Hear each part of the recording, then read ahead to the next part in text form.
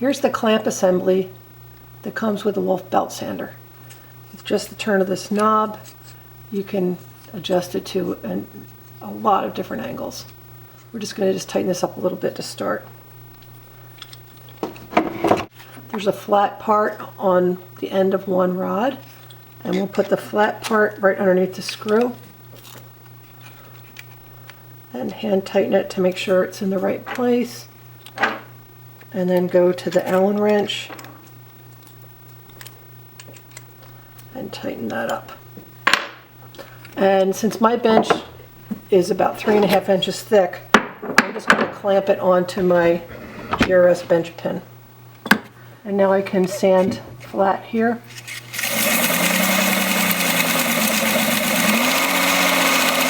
Don't put a lot of pressure on the belt. It'll just make the belt wear out fast and will cause a lot of friction. It won't cut any faster. It'll just wear out the belt. So there's my top. Looks nice. I can also spin this around.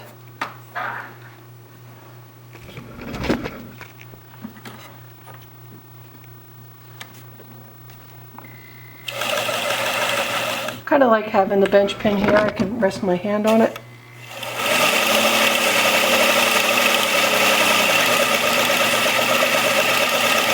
You can use that to grind off a sprue. I'll need to take the bench pin out.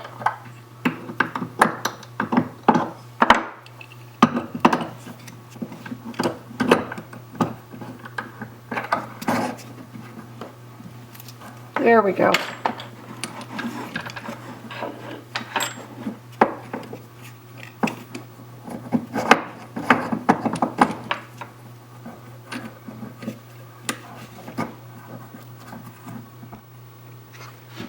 So this is how you can set it up for the bottom of the belt sander, and that way you can slack sand in between the rollers.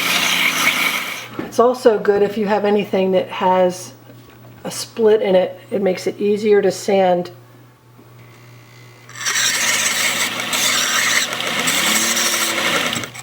So you can get in there and sand.